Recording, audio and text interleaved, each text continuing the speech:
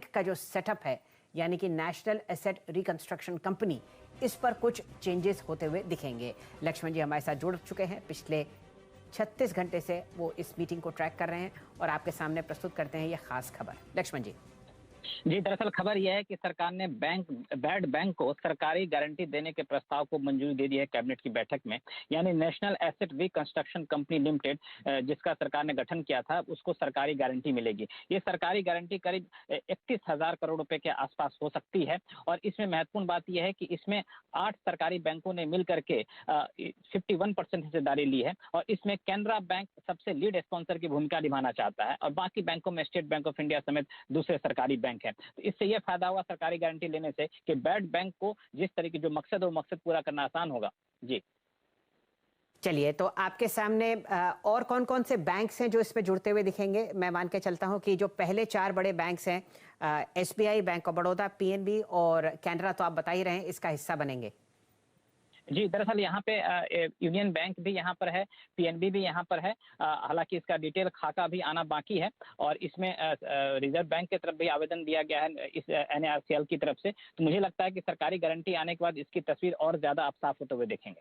लिए मेरे ख्याल से 3 बजे ये प्रेस कॉन्फ्रेंस आपके सामने स्क्रीन पर आती हुई दिखेगी। लक्ष्मण जी आप जुड़े रहिए। गौरांग शाह साहब हमारे साथ हैं। गौरांग जी, आप कुछ टिप्पणी करना चाहेंगे? ये जो बैड बैंक की बात की थी, वहां पर अब कुछ कदम ठोस तरीके से सरकार उठाती हुई। तो इस वित्तीय क्षेत्र को मेरे ख्याल से कई नजरिए से आपको देखना चाहिए और ये बात भी वास्तविकता है शैल जी के किसी भी देश की अर्थव्यवस्था और विकास दर को सक्षम रूप से बनाए रखने में और आगे बढ़ाने में इस क्षेत्र का बहुत बड़ा योगदान देता है और पूरी अर्थव्यवस्था एक तरीके से देखने जाए तो इस क्षेत्र पर निर्भर है।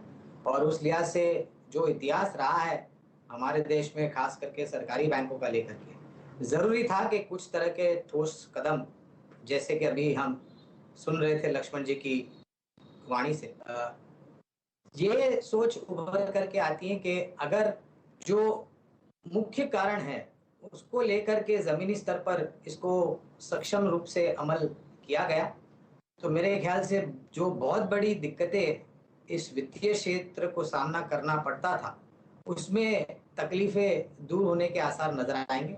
और यही नहीं, मेरे ख्याल से ये पूरा ढांचा जो है वित्तीय क्षेत्र का, उसमें बहुत बड़ा बदलाव आता हुआ दिखेगा। वैसे ही हम लोग बैंकिंग क्षेत्र में आज बहुत बढ़िया मूव देख रहे हैं। लक्ष्मण जी ये बताइए, किस तरीके से ये बैड बैंक, जिसका नाम नेशनल एसेट रिकंस्ट्रक्शन कंपनी है, आपको काम करता हुआ दिखेगा?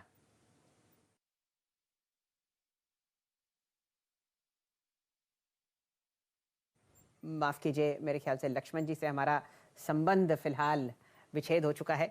बात टेलीकॉम पैकेज की भी हो रही थी, तो जहां जहां रिलीफ आपको आता हुआ दिखेगा तो शायद ये दूर संचार के जो लिंक्स हैं ये आपको बढ़िया तरीके से काम करते हुए दिखेंगे।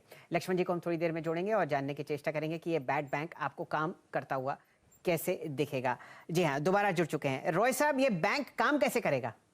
ये दरअसल बैड बैंक जो है एक कंपनी है और इस कंपनी में जैसा कि मैंने बताया 51% सरकारी बैंक और 49% दूसरे हिस्सेदार होंगे। और जो बैंकों के पास एनपीए है उस एनपीए का एक बड़ा हिस्सा सभी बैंक अपने अपने एनपीए को ट्रांसफर करेंगे इस एनआरसीएल के पास। और एनआरसीएल उस एनपीए को एनकैश करने की कोशिश करेगा, उसको मोनेटाइज करेगा। और उसमें भी कोशिश ये है कि 85% जो एनपीए है उसको इक्विटी के टर्म में कन्वर्ट किया जाएगा। 15% जो एनपीए है उसको सरकार उसको एनआरसीएल कैश के तौर पर इनकैश करेगी। और ये जो बैड बैंक है एनआरसीएल है, उसमें आपको बताऊं कि state bank of India, union bank of India, bank of Baroda, Indian bank, ये सब मिलकर करीब 99 लाख शेयर जो है, एक के हर बैंक जो है 99 लाख शेयर ओन करते हैं। इसमें सबसे ज्यादा शेयर जो है 1.2 करोड़ कैनरा बैंक जो है वो यहाँ पे ओन करता है। इस वजह से वो लीड स्पॉन्सर के तौर पर देखा जा रहा है। तो ये बैड बैंक के तहत सरकार जितने भी एनपीए हैं बैंकिंग सेक्टर को, इसको निपटाने की कोशिश करेगी।